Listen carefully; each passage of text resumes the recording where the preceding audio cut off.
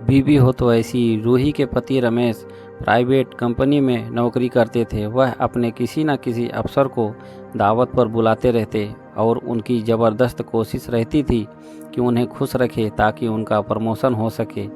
उसी समय में आज फिर रमेश ने अपने अफसर को दावत पर बुलाया था, इसीलिए सुबह से ही रूही तैयारी में लगी थी।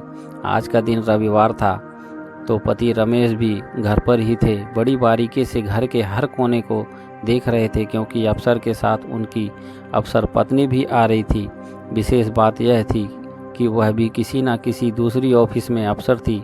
बारीकी से घर के कोने को देखते हुए जैसे कि उनकी नज़र स्टोर के कोने में पड़ी अस्त व्यस्त सामान पर, तब जोर से आवाज़ लगाई, रूही रूही। किचन से पसीना पोंछती हुई रूही आई तो बरस पड़े। देखो रूही, सामान कैसे अस्त व्यस्त पड़ा है। उन्हें अपना घर दिखाऊंगा तो उनको कितना बुरा लगेगा। ना जाने तुम सारा दिन क्या करती रहती हो। और हाँ, माँ के पलंग के पास उनकी दवाइयाँ और सामान भी बिखरा पड़ा है, उसे भी देख लेना। रूही ने कहा, किचन का काम कर देखती हूँ। वैसे माँ की दवाइयाँ तो उनके पास ही रहेगी, उन्हें बार बार चाहिए होती है। रमेश ने फिर रौब झाड़ा, लेकिन उन्हें ढंग से रखो और माँ को भी बता देना। आज अफसर के साथ उनकी बीवी भी आएंगी, वह भी अफसर हैं। रूही रमेश की बात सुन वापस किचन में चली गई तो पीछे पीछे रमेश जी भी पहुंच गए और बोले, सुनो, माँ कहती रही थी कि तुम दाल की पकौड़ी बहुत अच्छी बनाती हो, तो साथ में ज़रा वह भी बना देना, वैरायटी हो जाएगी। रूही सोच रही थी कि वैसे ही रमेश जी ने मेनू अच्छा खासा तैयार कर दे रखा है, अब पकौड़े। लेकिन रमेश जी की फरमाइश को करना उनकी आदत में नहीं था, तो जल्दी से दाल भिगो दी। तभी उनकी बेटी ममता किचन में आई और बोली, वाह मम्मी, आज फिर पापा के अफसर की दावत, अपनी तो मौज हो गई। आप तरह तरह की वैरायटी बनाओगी, चलो मैं भी थोड़ी हेल्प कर देती हूँ। दोनों तैयारी में लग गए। शाम 6 बजे तक घर और खाना तैयार था। अब अफसर और उनकी बीवी का इंतज़ार था। रमेश जी सफ़ेद कुर्ता पायजामा पहने तैयार थे। तभी उनकी नज़र रूही पर पड़ी। बोले, ढंग की साड़ी पहन लो, काम वाली बाई नज़र आ रही हो।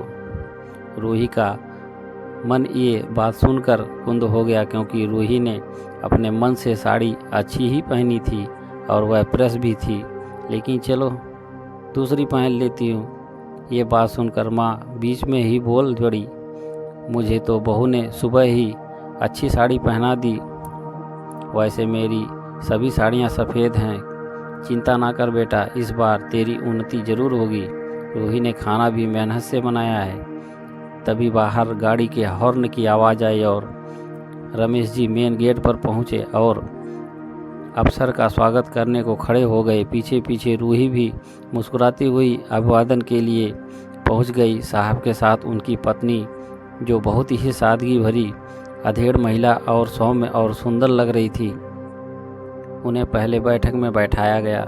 साहब व उनकी पत्नी को माँ व पूरे परिवार से मिलाया तो बड़ी खुशी से रूही से बातें करने लगे। थोड़ी देर में डाइनिंग टेबल पर खाना लगा दिया। जैसे ही खाना शुरू करने लगे, साहब की बीवी बोली, रूही तुम भी साथ आ जाओ। संकोच करती हुई रूही बोली, नहीं मैडम, आप लोग लीजिए, मैं आपको खाना परोसती हूँ। रमेश भी अपनी पत्नी की बात से सहमत बोल पड़े। उसकी आदत है, सबको खाना खिलाकर ही खाती है। साहब और उनकी पत्नी बड़े चाव से खाना खा रहे थे। हर व्यंजन की तारीफ किए जा रहे थे। मन ही मन रमेश जी को अपना प्रमोशन नज़र आ रहा था। खाना खाने के बाद साहब की पत्नी ने बैठक में बैठते हुए रूही से भी पास बैठने को कहा। अब रूही भी सभी के साथ बैठी थी तो रमेश जी को लगा कि कहीं अंग्रेजी शब्द उलट पुलट ना बोल दे। रूही के बैठते ही बोले, जरा सौंफ सुपारी लाना। तभी ममता किचन से सौंफ सुपारी ले आई और बोली, मम्मी आप बैठो। साहब की पत्नी रूही के काम करने के तरीके से काफ़ी प्रभावित हुई। वे तारीफ कर रही थी, रूही तुमने खाना बहुत अच्छा बनाया और दाल की पकौड़ी तो मेरे पति का फेवरेट है। लेकिन तुमसे नहीं होता। मार्केट से ही मंगाती हूँ, यह सब काम तुम कैसे मैनेज करती हो? बड़ा मुश्किल होता है ना। शादी के 2-3 साल बाद तक मेरी भी कोई जॉब ना थी, तब मैंने घर संभाला था। मुझे पता था कि बड़ी मुश्किल होती है। वास्तव में तो तुम हाउसवाइफ नहीं, होम मेकर हो। जब भी तुमने कितनी खूबसूरती से सजाया, हर कोने हमारे घर के प्रति समर्पण को दर्शाता है। तभी रमेश जी के अफसर बोले, अरे भाई रमेश, बीवी हो तो ऐसी बीवी अपने ही सीख लो। अपने ऑफिस के टेबल पर मैनेज नहीं कर पाते तुम, तो इन्होंने पूरा घर मैनेज कर रखा है। उनकी बात सुनकर रमेश जी क्या कहते खिसाई हंसी से हंस पर बोले, कहीं ना ऐसी सही है साहब, बीवी ऐसी ही होती है।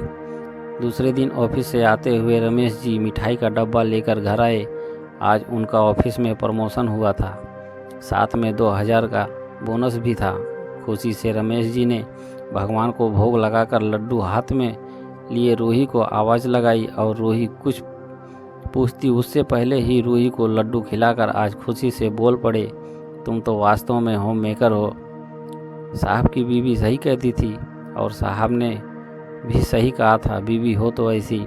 आज रमेश जी के मन में बात निकली थी, जिसे सुन रूही, माँ और ममता एक दूसरे को खुशी से देख रहे थे। आज बरसों बाद अफसरों की दी गई दावत की मेहनत का सफल हो गई। दोस्तों, कहानी अच्छी लगी हो तो हमारे यूट्यूब चैनल को सब्सक्राइब और लाइक करना, और आपको ऐसी बहुत सारी कहानियाँ सुनने को मिलती रहेंगी। धन्यवाद।